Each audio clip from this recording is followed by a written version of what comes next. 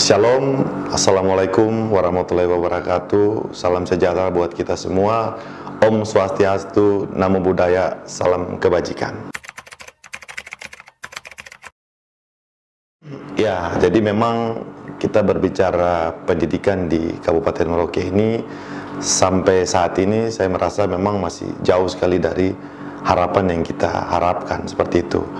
Salah satu yang akan kita bawa ke depan adalah bagaimana kita membangun salah satu grand design. Artinya pendidikan ini harus punya satu konsep ke depan yang bisa bagaimana menampung seluruh pendidikan yang ada di dalam. Dalam hal ini adalah bagaimana kita coba menciptakan satu peraturan daerah yang dimana bisa kita mengatur tentang bagaimana mengembangkan sumber daya orang asli Papua yang ada di dalam, seperti itu. Sehingga dengan seperti ini berarti kita sudah bisa mempersiapkan generasi-generasi emas ke depan, yaitu sumber daya manusia orang asli Papua, khususnya yang bisa memimpin di sekolah-sekolah, baik sekolah dasar, sekolah menengah pertama, sekolah menengah atas, bahkan sekolah menengah kejuruan yang ada, seperti itu. Sehingga dengan adanya perda ini sudah bisa mengatur bagaimana kita membawa pendidikan ini ke arah yang lebih baik. Ya, baik, saya pikir khusus untuk sumber daya orang asli Papua sendiri, suka tidak suka mereka ini harus berada di dalam asrama. Nah, konsep asrama yang akan kita bawa ke depan adalah bahwa kita harus menjadikan salah satu pilot project di Kabupaten Merauke, apakah SMA John atau Yosudarso, ini menjadi salah satu contoh atau barometer bagaimana kita menciptakan sekolah yang berpola asrama, seperti itu. Sehingga manajemen yang akan kita bangun di dalam, ya ada keterlibatan pemerintah di dalam sendiri. Dalam hal ini pemerintah bisa memberikan support dalam hal penganggaran di dalam. Dan manajemen yang bisa dikelola, ya saya pikir bisa dari pihak swasta atau bisa dari pihak pemerintah sendiri. Tapi cenderung yang terjadi di Papua, khususnya Papua Selatan ini, paling tidak kita harus bisa melibatkan manajemen dari bidang keagamaan, dalam hal ini keuskupan atau apa yang bisa diatur, seperti itu. Saya pikir untuk bagaimana kita membangun keterampilan yang dibutuhkan oleh, terutama dalam hal sumber daya manusia, ini kita bisa membangun salah satu integrasi antara pemerintah kabupaten, pemerintah distrik ataupun pemerintah kampung. Dalam hal ini kita lihat di setiap distrik itu pasti ada sekolah menengah kejuruan yang ada. Kenapa tidak kita memanfaatkan sekolah-sekolah ini yang bisa menyerap juga tenaga-tenaga anak-anak muda yang setelah mereka tamatan dari SMK ini bisa dipakai ataupun diberdayakan untuk bisa mereka kembali lagi ke kampung. Contoh, kalau mereka di SMK kejuruan ada bidang pertanian, ada perikanan, ada peternakan. Ketika mereka tamat dari sini, saya pikir ini salah satu tugas pemerintah untuk bagaimana kita mengambil mereka. Setelah itu kita kembalikan lagi ke kampung sesuai dengan potensi yang ada di kampung itu. Mereka bisa menjadi salah satu motor penggerak. Artinya bagaimana mereka taruhlah di kampung, ada di Jagepop, di daerah Makarti Jaya. Di sana potensinya adalah pertanian. Anak-anak yang ada di daerah Jagepop, di sana ada SMK yang bisa kita manfaatkan, seperti itu. Sehingga mereka inilah punya tugas untuk bagaimana membangun kampungnya sendiri dengan cara ya keterampilan yang sudah didapatkan pada saat mereka menduduki di sekolah yang ada di kampung itu atau di distrik itu, seperti itu. Nah, dan juga ke depan kita akan mendukung atau mensupport sekolah-sekolah yang ada ini, terutama yang PKBM, baik yang melaksanakan paket ABC.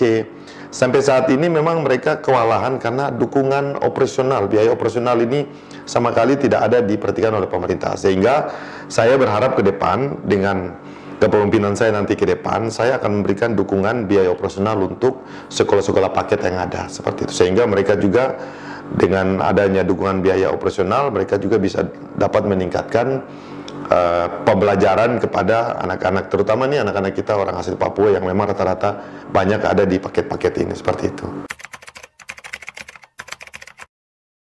Ya. Jadi memang kita ketahui bahwa Kabupaten Merauke sendiri terkait dengan buta aksara ini masih cukup tinggi. Selama perjalanan pendidikan di Kabupaten Merauke ini, kita sendiri juga melihat bahwa banyak anak-anak yang tamatan dari SD masuk ke SMP, ini sama sekali juga ada yang tidak bisa baca. Jangankan di luar daripada Kabupaten Merauke, akhirnya kampung-kampung yang terjauh, tetapi di wilayah pinggiran kota Merauke sendiri, ini masih ada anak-anak yang kita temukan, setelah dia tamat SD, dia masuk SMP, belum bisa baca. Nah, konsep kita ke depan bagaimana kita mengintegrasi atau kita mengkolaborasi, yaitu anak-anak yang dari sedini mungkin, itu kita lebih fokus dari kelas 1 sampai kelas 3, itu kita fokus kepada calistung, atau membaca, menulis, dan menghitung. Sehingga ke depan dengan kita mengkolaborasi ini, kita berharap ada mata pelajaran yang bisa kita kolaborasikan, sehingga anak-anak ini ketika mereka sudah bisa sampai di kelas 4, ini sudah tidak lagi mereka berpikir untuk membaca, menulis, dan lain-lain seperti itu. Saya pikir untuk bagaimana kita mengukur pendidikan di Kabupaten Merauke, salah satu juga yang bisa kita memberikan motivasi kepada sekolah-sekolah, saya pikir pemerintah juga harus bisa berpikir ke depan untuk bagaimana kita bisa membuat satu perlombaan-perlombaan atau lomba sains ya, atau teknologi dari SD, SMA, SMK, sehingga kita akan bentuk di dalam setiap tahun itu mungkin ada lomba sains Bupati Cup, atau lomba-lomba porseni tingkat SD yang bisa kita kembangkan di situ, atau lomba-lomba kejuruan teknologi yang memang melibatkan SMA atau SMK. Nah, ini menjadi salah satu motivasi supaya sekolah-sekolah ini betul-betul anak-anak yang dihasilkan ini juga mempunyai pengetahuan yang luar biasa. Dan sampai saat ini saya pikir untuk jurusan SMA, SMK di Merauke tidak dilakukan, karena ini bisa membawa juga membawa nama daerah ketika bisa di lomba tingkat provinsi maupun sampai tingkat nasional, bahkan kalau memang bisa ke tingkat internasional seperti itu. Ya, saya pikir ini perlu ada satu kebijakan dari pemerintah daerah dalam hal bagaimana kita memihak kepada saudara-saudara kita, terutama sumber daya orang asli Papua dalam hal ini. Mereka yang tamatan, jangankan kita bilang di industri, yang mereka bekerja di toko, di hotel, rumah makan, atau perusahaan-perusahaan yang ada. Ini kadang ini menjadi dilema buat mereka, khususnya anak-anak asli Papua. Ketika mereka sudah mempunyai kemampuan yang juga berada di bidang masing-masing, ini kadang juga tidak bisa memberikan peluang untuk mereka bisa bekerja baik di dunia usaha maupun di dunia industri. Nah, saya pikir disinilah saatnya kita pemerintah mengambil satu kebijakan. Kita harus membuat adanya atau surat edaran bupati kepada seluruh pelaku usaha yang ada di Merauke ini, supaya apa? Harus kita mengambil orang yang ada di daerah ini, tidak boleh kita ngambil orang yang ada. Contoh macam di hotel, anak-anak Papua saya pikir mereka juga punya kemampuan untuk bagaimana mereka dibekerjakan di hotel ataupun di toko ataupun di industri dan lain sebagainya, sehingga ini dalam rangka bagaimana kita meningkatkan kualitas sumber daya manusia, terutama sumber daya manusia, dan lebih khusus adalah sumber daya orang asli Papua yang ada di tanah Marin ataupun di daerah Provinsi Papua Selatan. Ya, saya pikir ini kita tidak mematok atau menghambat untuk pembangunan pendidikan di Merauke. Silakan membangun komunikasi jejaring yang ada di negara kita ini, baik lewat pendidikan di kementerian ataupun lembaga-lembaga yang memang betul-betul bisa punya kepedulian terhadap perkembangan pendidikan yang ada di daerah kita. Ketika kita bisa membuka akses yang lebih besar, saya pikir ini semakin baik dan semakin berkembang dunia pendidikan yang ada di daerah kita. Karena hari ini saya melihat dunia pendidikan ini kita menutup diri, bahwa ketika ada persoalan-persoalan yang berkaitan dengan pendidikan, ya kita hanya berfokus kepada satu bidang saja.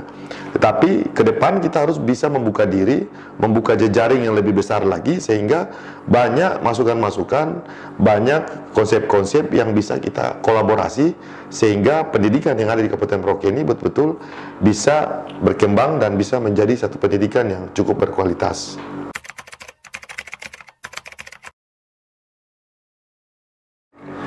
Jadi kita bicara pendidikan ini kan sebenarnya kita bicara urusan wajib. pendidikan, kalau kita berbicara tentang pembiayaan, pendidikannya cukup besar. Uangnya kira-kira ratusan miliar kalau kita mau berfokus kepada pendidikan. Tapi sekarang yang terjadi bahwa dengan uang yang begitu besar, tapi pendidikan kita belum maksimal atau belum berjalan dengan baik. Nah, konsep kita ke depan adalah bagaimana kita kolaborasi antara pemerintah kabupaten dan pemerintah kampung ataupun distrik untuk bisa kita menciptakan satu tenaga pendidik khususnya vokasi yang bisa kita ngambil dari ya anak-anak kampung yang ada seperti itu, terutama tenaga guru, tenaga medis. Kita bisa membuat satu kebijakan bahwa anak-anak ini kita ambil mereka, kita sekolahkan mereka, tetapi dengan catatan kita mungkin bisa bikin ikatan dinas dan kita jaminkan mereka ketika mereka kita sekolahkan, mereka kembali ke kampungnya itu sudah menjadi PNS. Saya pikir bisa. Di sini contoh di Merauke ada KPG, ada Akper. Ini bisa kita manfaatkan. Karena apa? Ketika anak-anak ini kita sekolahkan mereka dengan baik dan mereka bisa bekerja kembali ke kampung, ini suatu kebanggaan buat kita yang ada di Kabupaten Merauke, terutama orang-orang yang ada di kampung itu. Ya, sehingga saya berharap putra-putri terbaik yang akan kita ambil ya kita mulai dari kampung seperti itu, sehingga anak-anak ini juga mempunyai sumber daya di kampung yang cukup baik. Nah, contoh kalau ketika kita ngambil orang dari luar, ya dia bertahan paling cuma 1 tahun 2 tahun dia sudah kembali lagi. Sehingga kita betul-betul ke depan kita mau bahwa anak-anak kampung ini harus dia pulang kampung bekerja untuk kampungnya sendiri seperti itu. Kita khususnya di Kabupaten Merauke memang belum menerapkan tunjangan tambahan penghasilan. Tetapi ke depan kita harus sudah mulai menerapkan konsep tunjangan tambahan penghasilan, sehingga dengan tunjangan tambahan penghasilan ini saya pikir ini bisa memberikan motivasi juga kepada pegawai untuk bisa bekerja lebih maksimal. Bukan hanya nanti ya pejabat struktural, tapi kita coba ke depan akan melihat dari sisi regulasi, apakah dimungkinkan untuk pejabat fungsional juga bisa kita berikan tunjangan tambahan penghasilan. Tentunya mungkin di situ ada perbedaan nanti, mungkin tidak sama, tetapi saya pikir ini juga bisa memberikan rangsangan buat guru-guru terutama yang tugas di daerah pedalaman, daerah perbatasan, daerah-daerah yang terpencil seperti itu, sehingga ini juga menjadi satu motivasi untuk mereka juga semangat untuk memberikan pelayanan kepada anak-anak yang ada di kampung-kampung atau di distrik. Saya pikir ini tidak ada masalah, sehingga kita ke depan kita akan lihat lagi regulasi. Regulasi ini kalau dimungkinkan kenapa tidak? Kita punya uang, pendidikan cukup besar, ada 20% di sana dari dana DAU, ada 30% dari dana otsus. Saya pikir sudah sangat kita bisa membantu.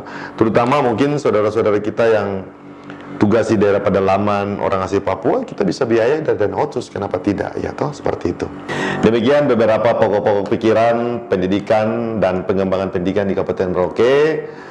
Assalamualaikum warahmatullahi wabarakatuh. Shalom, Isakot Bekai, Isakot Kai. Mari kita sama-sama membangun pendidikan di Kabupaten Merauke sehingga pendidikan di Kabupaten Merauke bisa maju dan berkualitas.